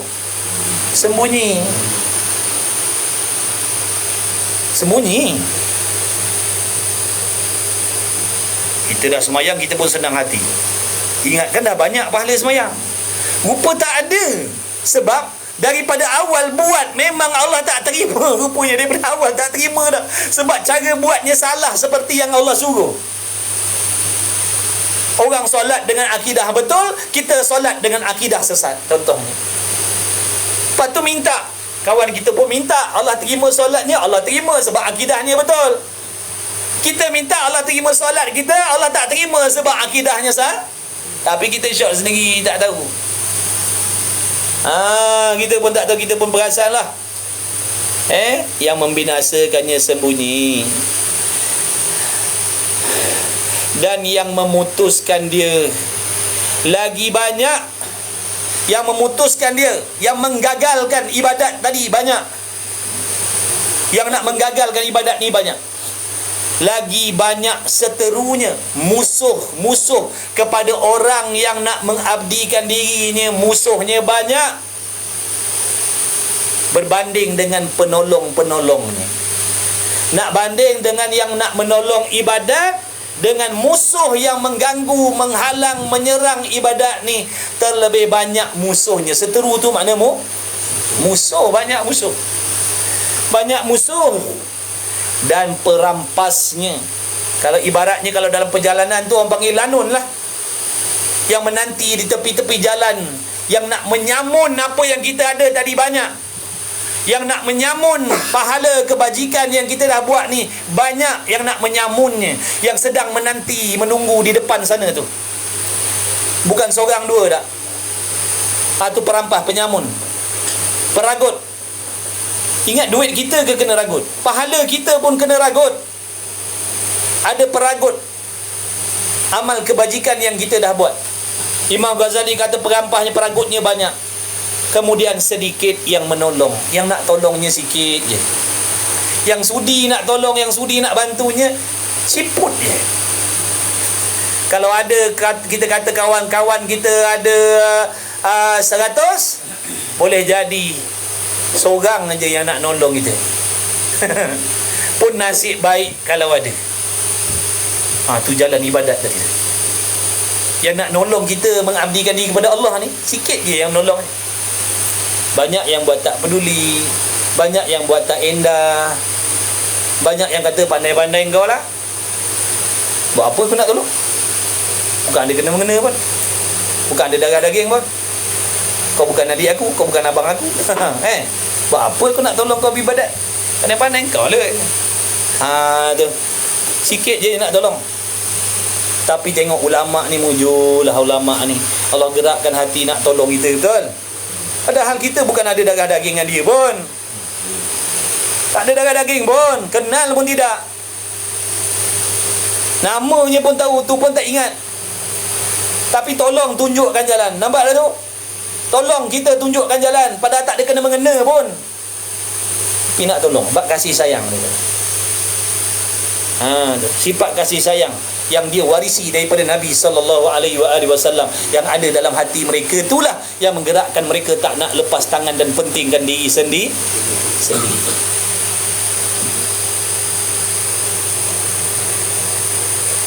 Kalau nak ikut, dia dah pandai, dia dah alim, bantak dia amal lah seorang-seorang.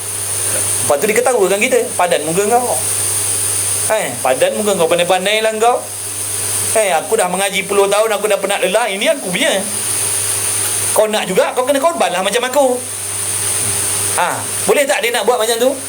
Boleh. Tapi dah. Sebab apa yang ada dalam dada dia itu amanah daripada Allah, supaya dikongsikan kepada orang lain. Maka dia tolong walaupun bukan darah daging dia. Dia tak sebut pun awal kitab ni. Kitab ini saya karangkan khusus untuk anak cucu cicit saya yang ada pertalian darah yang sah. Tak ada dia kata begitu. Tidak, dia kata sekalian muslimin, sekalian mukminin yang nak beribadat kepada Allah, inilah kitab dikarang untuk kita. Allah sajalah yang membalas. Sedikit yang menolong akan dia dan yang mengikutnya. Yang nak ikut kita beribadat ni sikit, yang nak tolong kita beribadat sikit, yang nak ikut kita pun sikit. Yang nak ikut kita pun sikit, yang nak tolong sikit, yang nak ikut pun sikit. Banyak yang tak nak tolong, banyak yang tak nak ikut. Sebab tu kalau kita ada geng mengaji, ada 50 orang yang nak ikut kita, boleh jadi 2 orang je. Yang 48 orang buat tak kerti. Dia kata kau pergilah sini. Mai mengaji. Tengok dalam grup ada 200 ahli. 2 orang ni. Sikit je yang ikut. Ni Imam Ghazali dah bagi tahu dah, makna kau kena sedialah. Kau jangan terkejut pula kalau kau ajak orang mengaji, ajak orang sembahyang, ajak orang gamai yang tak layan daripada yang layan. Dah memang tu perjalanannya. Lepas tu kita perlu tahu. Jadi bila kita alami benda macam tu, kita tak terperanjat. Dah memang ni lah jalan. Kalau ada 200 ikut, ini mesti ada sesuatu. Ini something wrong ni. Sebab salah jalan ni. Jalan yang betulnya, yang nak ngikutnya sikit, yang nak tolongnya sikit. Tiba-tiba ni ramai yang mengikut, ramai yang nolong. Biasa ramai yang ikut, ramai yang bantu ni benda salah. Benda salah, benda maksiat. Yang ramai nak join, yang ramai nak tolong, biasanya benda maksiat. Benda taat ni yang nak tolongnya sikit, yang nak ikutnya sikit. Tiba-tiba kita buat ramai pula orang yang tolong. Ini pelik ni. Dia tanya, ya Allah, apa salah aku ni, ya Allah? Ini apa kesilapan dah aku dah buat ni, pelik ni. Jadi kita kena standby lah. Sebab tu kalau dulu kita tak belajar, sekarang kita belajar. Kalau kita ada sebelum ni ada 1000 kawan, sekarang tinggal 2 orang. Dulu waktu kita jahil, waktu kita duduk berseronok dengan dosa maksiat, dulu kawan kita ramai. Perasan tak bila kita dah berubah, tinggal berapa orang je? Berapa orang je yang nak jumpa kita? Berapa ramai je nak sudi berchatting dengan kita? Tak ada dah. Sebab itulah perjalanan ni. Dia akan rasa sedih, ditinggalkan kawan-kawan lari. Kalau dulu pagi-pagi kawan tanya khabar, ajak keluar makan, ajak keluar minum, sekarang tak ada dah. Tak ada dah. Betul tak? Pernah rasa tak benda tu? Ini Imam Ghazali bagi tahu dah ni. Memang benda tu ada dalam penceritaan perjalanan ibadat. Dia dah cerita awal-awal lagi dah. Kita baru jumpa je benda tu. Tengok, ini dia antara hikmah karamah dia yang Allah bagi pada dia. Dia boleh ceritakan perjalanan orang yang beribadat tu seolah-olah macam dia lalui semua. Tapi dia boleh ceritakan. Dengan makna bila kita ngaji kitab ni, kita akan perasan, dah. Benda ni betul lah. Aku rasa macam ni lah. Aku jumpa macam ni lah. Aku lalui benda ni lah. Tu hebat ni. Hikmah, ilmu hikmah yang Allah bagi pada dia. Demikianlah adanya tak dapat tiada kerana bahawa ia jalan ke syur. Macam itulah. Kalau orang tanya, kenapalah susah sangat perjalanan dia ni? Banyak bahayanya, celakanya besar, musuhnya banyak, yang menyerangnya banyak, yang nolongnya sikit, yang nak ikutnya sikit. Jadi pendek ceritanya, perjalanan ibadat ni penuh dengan kesedihan, penuh dengan kedukaan. Ya, tilik daripada yang depan tadi tu, daripada sampai habis Imam Ghazali tadi cakap, benda seronok ke benda tak seronok semua tu? Semua benda tak seronok. Tak ada orang tolong, tak ada orang nak tunjuk, sikit yang ambil peduli, ajak orang tak mau. Bukankah itu semua benda yang menyedihkan kita? Payah, dalam, bahaya. Kan benda yang menakutkan kita tu, menyedihkan kita. Kalau ditanya kenapa macam tu, demikianlah tak dapat tidak. Tak dapat tidak, itulah dia jalan yang kau mesti lalui kalau kau nak sampai ke syurga. Itulah jalan yang kau mesti kena ikut. Tak ada jalan lain dah. Maksudnya kalau tak sanggup nak bersusah payah dalam ibadat, jangan minta syurga daripada Allah. Jangan minta syurga daripada Allah kalau kita tak sanggup nak lalu jalan ni. Sebab ni je satu jalan. Ni je satu jalan, tak ada jalan lain dah. Kita tanya, ada tak jalan pintas? Tak ada. Tak ada. Kalau ada, dah tentu Imam Ghazali bagi tahu kita. Meskipun jalan ni payah, tapi ada satu jalan pintas, kata dia. Tak ada. Tak ada jalan pintas. Jalan apa? Alternatif. Jalan alternatif nak sampai ke syurga ada ke tidak? Jalan tikus. Tiba-tiba Imam Ghazali kata, contoh, jangan bimbang. Kerana ada jalan alternatif yang menyegerakan kita sampai ke syurga, iaitu beribadatlah ikut suka engkau orang.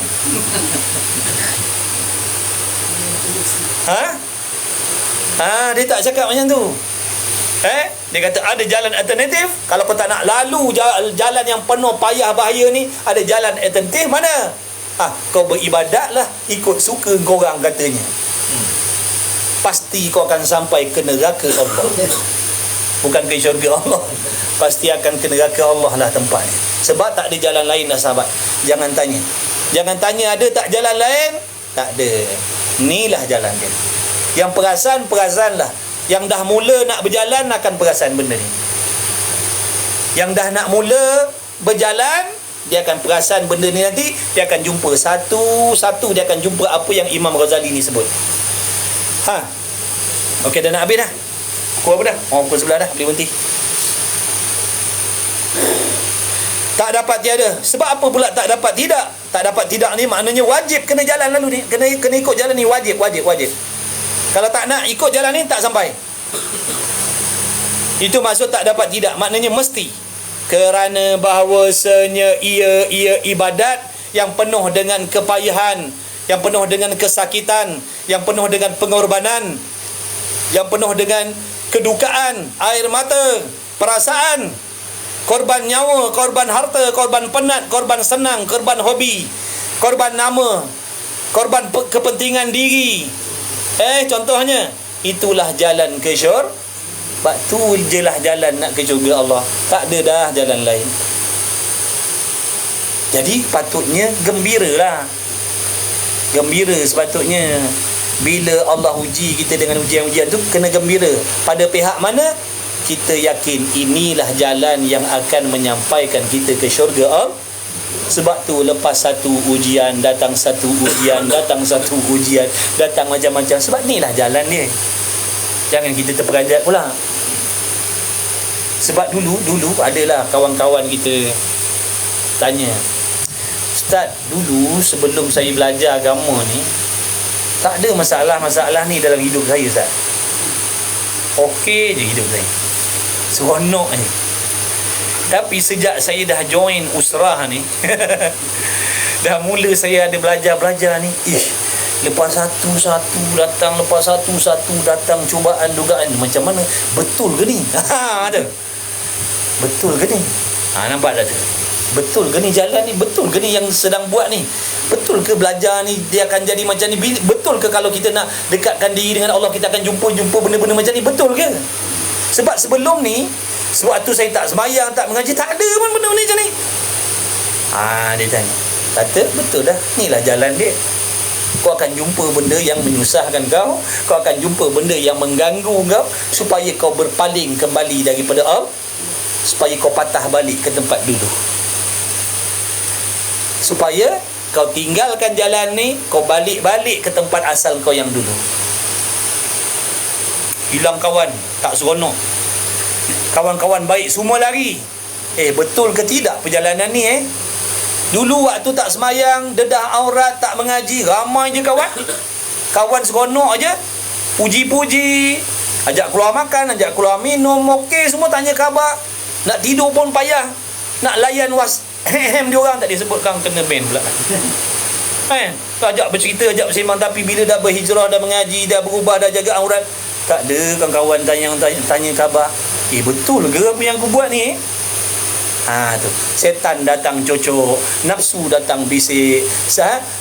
Setan datang kempen supaya tinggalkan jalan ni dan kembali balik berseronok-seronok seperti dulu. Tu tujuan dia. Supaya tinggalkan jalan yang penuh kesakitan ni dan kau kembali balik, pergi balik tempat seronok yang dulu-dulu tu.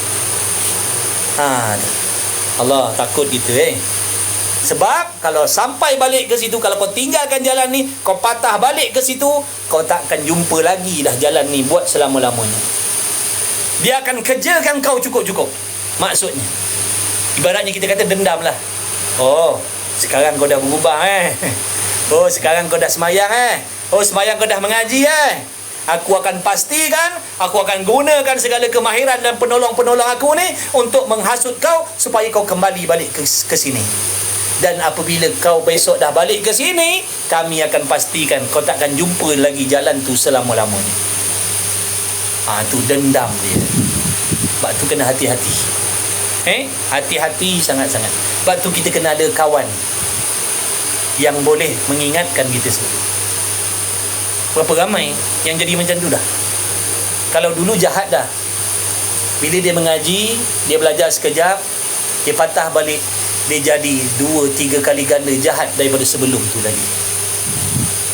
Maknanya setan, nafsu dan dunia ni akan kerjakan dia cukup-cukup. Jangan main-main Jangan main-main. Itu bukti banyak berlaku dah. Jangan buat main-main. Jangan kata aku boleh. Dia kalau dapat kau balik, dia akan pastikan kau tak jumpa lagi dah jalannya. Dia akan layan kau seseronok-seronoknya sampai tak ada langsung dah ingatan kau pada jalan ni. Sampai tak ada dah ingatan kau pada Allah, pada akhirat ni, selama tak ada dah. Dia akan cuba penuhkan pikiran dan hati kau dengan keduniaan sepenuh-penuhnya, agar jangan kau teringat sekalipun pada Allah. Allahu Akbar. Tak ada yang boleh menyelamatkan melainkan Allah lah. Kecuali Allah nak bagi dia peluang lagi. Dan pertolongan lagi.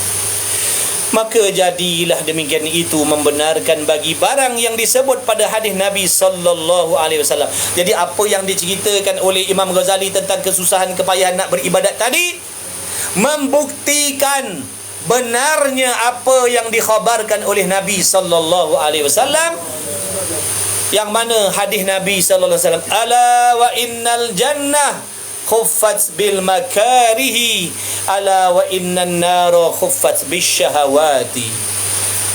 Ketahui olehmu wahai hamba Allah, wahai umat. Nabi nak bagi tahu kita ni, Nabi pesan. Apa yang Nabi pesan?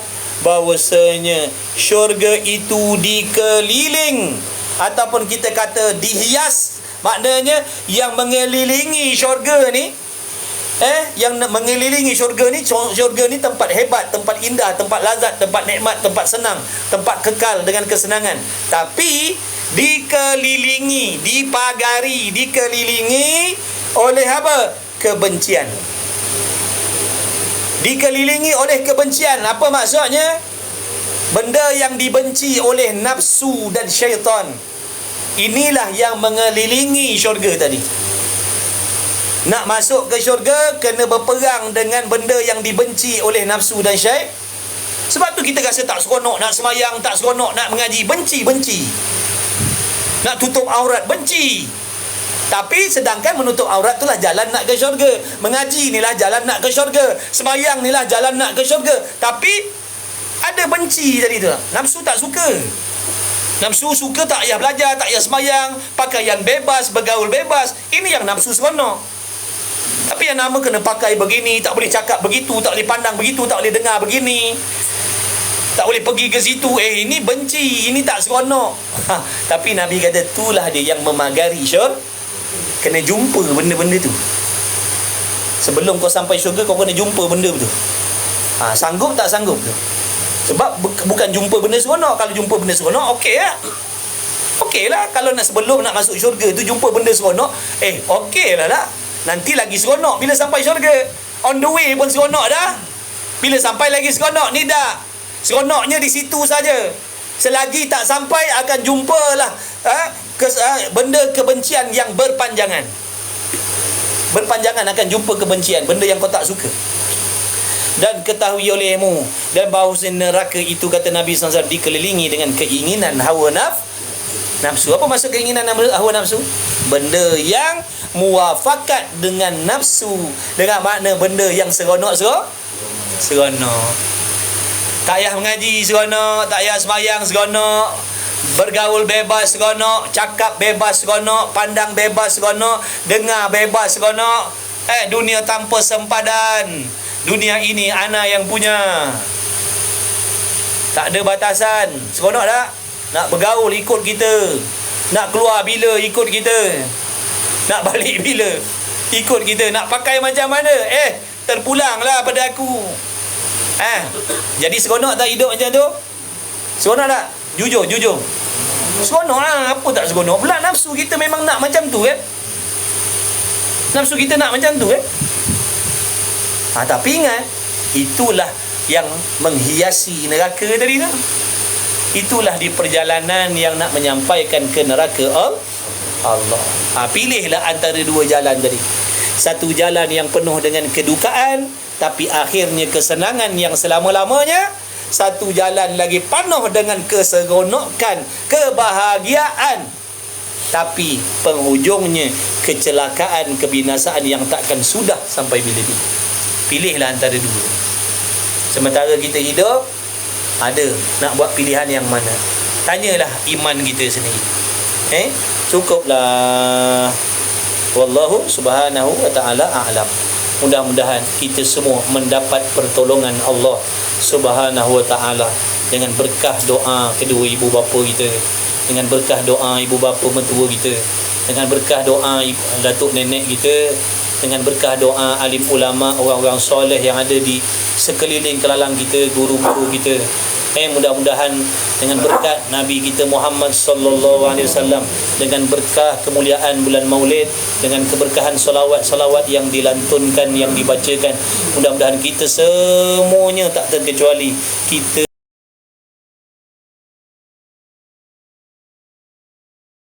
anak bini kita, ahli keluarga kita, kawan-kawan kita, kenalan kita yang Muslim, mudah-mudahan semuanya mendapat pertolongan dan bimbingan daripada Allah, supaya hati kita tetap teguh, tak bergoyang dalam nak melalui perjalanan yang sangat menakutkan ni. Mudah-mudahan Allah kurniakan kepada kita semuanya hati yang kental, hati yang mantap, hati yang istiqamah, hati yang yakin, yang tak berbolak-balik. Mudah-mudahan dengan belas kasih sayang Allah kita semuanya, harap-harap ya Allah dengan keberkatan Nabi Muhammad SAW, bimbinglah kami ini semua sampai jalan kepada maksud ibadat ya Allah, dengan rahmat-Mu, dengan belas kasih sayang-Mu ya Allah, dengan berkat Nabi Muhammad sallallahu alaihi wasallam. Demikianlah juga kita pohonkan untuk anak bini kita, kemudian keturunan kita, cucu cicit kita sampai kiamat pun. Kita harap moga-moga mereka turut juga dibantu, dibimbing oleh Allah zahir dan batinnya agar sampai kepada Allah Subhanahu wa taala. Amin ya rabbal alamin ya Allah. Bismillahirrahmanirrahim. Alhamdulillahirabbil alamin wassalatu wassalamu ala Rasulillah. Allahumma rabbana fa'na bima 'allamtana, rabbana allimna alladhi ma yanfa'una, rabbana faqih ahlana wa qarabatilana fi dinina ma ahli kutri unsa wa dzakar, wa sallallahu ala sayyidina Muhammad walhamdulillahirabbil alamin. Taqabbalallahu minni wa minkum minna wa minkum taqabbal ya karim. Alhamdulillah.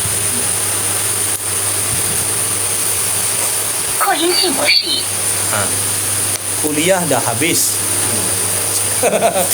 Dekat kuliah dah habis. Boleh tahan berapa ya? Berapa jam? 9.30, 10.30, 11.30, 2 jam. Buka besar tadi. Jadi boleh beli ni. Barang baik ni.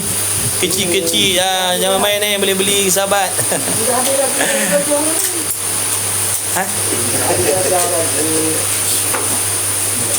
Siapa? Boleh tengok dalam Allahu Akbar, boleh tengok dalam VTT saya. Allah, sahabat. Okey, habis dah kelas. Awak nak balik? Masya-Allah, belum ni lagi. Ini apa? Tapi yang ni. Masya-Allah. Orang penting abang. Orang penting ah, orang sayang ni. Memang sibuk ah. Boleh? Ya Karim. Amin amin ya Allah. Terima kasih sahabat. Amin ya Allah. Segala doa yang baik-baik dia moga dikabulkan oleh Allah Subhanahu Wa Taala. Kawan-kawan semua, terima kasih sudi hadir, sudi share, sudi kongsi rezeki. Kalau keterangannya tak terang, tak nyata, tak jelas, tak sampai ke hati, bukan sebab lain. Itu sebab yang menyampaikan ni bukan ahli dia. Sebab yang menyampaikan ni bukan ahli dia. Cakap di lidah, tak sampai daripada hati. Jadi saya minta maaf banyak-banyaklah, doakan saya sahabat. Doakan saya. Jangan lupa saling doa mendoakan, insya-Allah. Besok jumpa lagi lah. Besok Selasa. Besok tak ada kelas. Besok tak ada kelas. Carilah kelas. Satu pun tak apa. Boleh? Boleh? Good. Waalaikumsalam yang bagi salam. Waalaikumsalam. Selamat rehat semuanya. Allahumma salli ala Muhammad. Baik. Selamat rehat dah malam dah ni. Pukul 12 dah boleh kalian semua. Tadi siang dah penat macam-macam hal urusan keluarga, buat sekarang mengaji pula 2 jam lebih kurang. Penat dah tu. Berehatlah sahabat. Alhamdulillah, terima kasih apa yang dikorbankan, masya-Allah, segala sekian, alhamdulillah. Terima kasihlah. Moga-moga semuanya jadi saksi amal soleh kalian nak bantu agama, nak bantu sebarkan majlis ilmu. Allah takkan sia-siakan, insya-Allah. Pasti Allah takkan sia-siakan selagi niat kita ikhlas nak tolong agama Allah, insya-Allah. Terima kasih semua. Barakallahu fikum. Barakallahu fikum. Insya-Allah kalian tak pernah saya lupakan daripada doa-doa saya.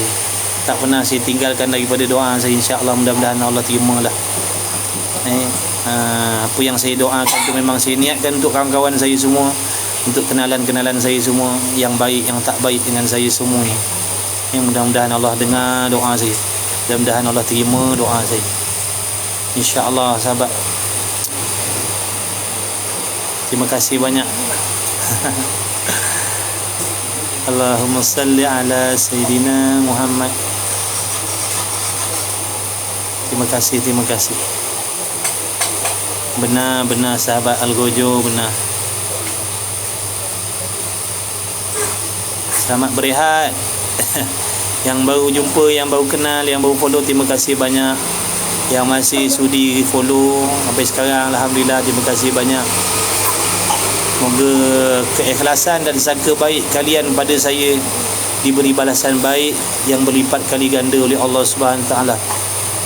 Kalian sedang bersangka baik kepada orang yang sebenarnya banyak dosa, banyak maksiat, tapi saya doakan dengan asbab sangka baik kalian tu terhadap saya, Allah balaslah dengan kebaikan, dengan redha Allah Subhanahu Taala.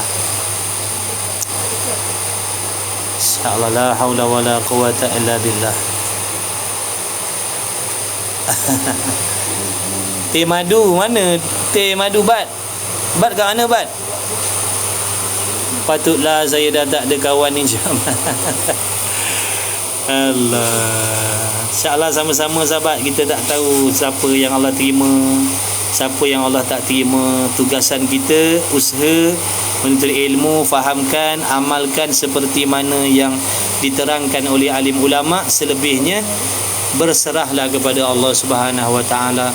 Bila kita dah melakukan ibadat mengikut syarat-syarat dan rukun-rukun yang zahir dan yang batin, dah jaga segala pantang larangnya, doalah, harap Allah Taala terima. Itu tugasan kita. Itu hak Allah, nak terima ataupun tidak, itu hak Allah. Aduh ustaz semua. Ni siapa pula ni tersembunyi ni? Semoga tersihat insya-Allah. masuk kuliah semula. Kak Na ni tadi kata nak undur diri. Baik. Saya tengah tunggu jamuan. Ada minum air. Hilangkan dahaga. Allahumma salli ala Sayyidina Muhammad. Terima kasih sahabat semua. Boleh undur dah masuk balik.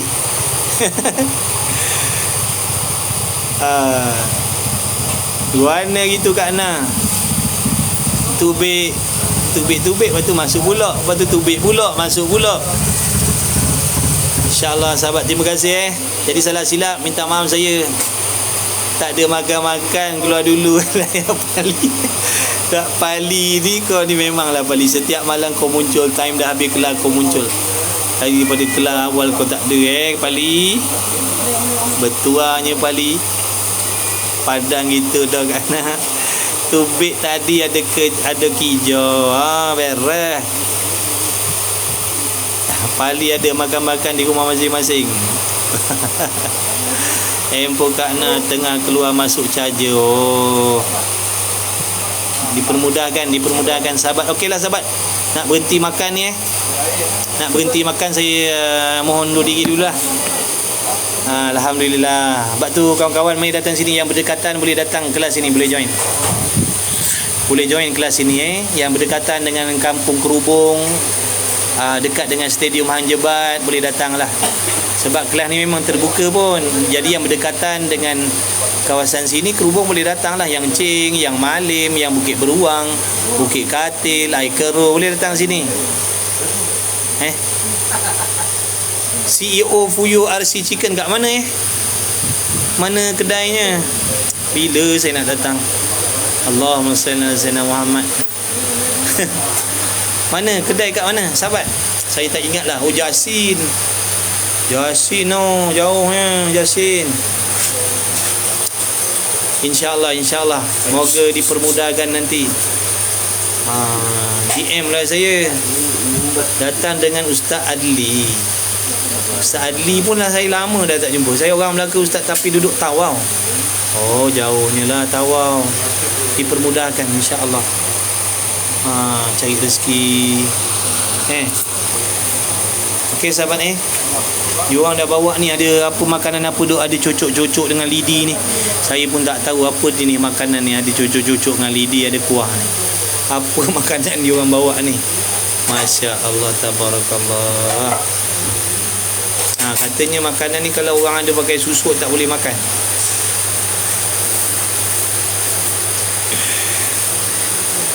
InsyaAllah seraya. InsyaAllah nanti ada rezeki kita makan sama lah, insyaAllah. InsyaAllah. Ni DM lah saya, DM lah. Kalau yang nak duduk dalam grup tu, nanti kita boleh selalu duk chatting ke, duk tanya khabar, dia sembang-sembang. Boleh DM saya, nanti saya bagi nombor WhatsApp, nanti boleh masuk dalam grup. Terima kasih lah. Jom makan jom. Bismillahirrahmanirrahim. Alhamdulillahirrabbilalamin. Wassalatu wassalamu ala rasulillah. Bismillahi syifa bijahil Mustafa Muhammadin sallallahu alaihi wasallam. Allahumma barik lana fima razaqtana qina adzaban nar. Bismillah wa ala barakatillah. Sallallahu alaihi sayyidina Muhammad wa ala alihi wa sahbihi wa barik wa sallam. Alhamdulillahirabbil alamin. InsyaAllah jumpa lagi. Assalamualaikum warahmatullahi. Selamat rehat dalam redha Allah semuanya, dalam keampunan Allah semuanya. Jumpa lagi besok insyaAllah.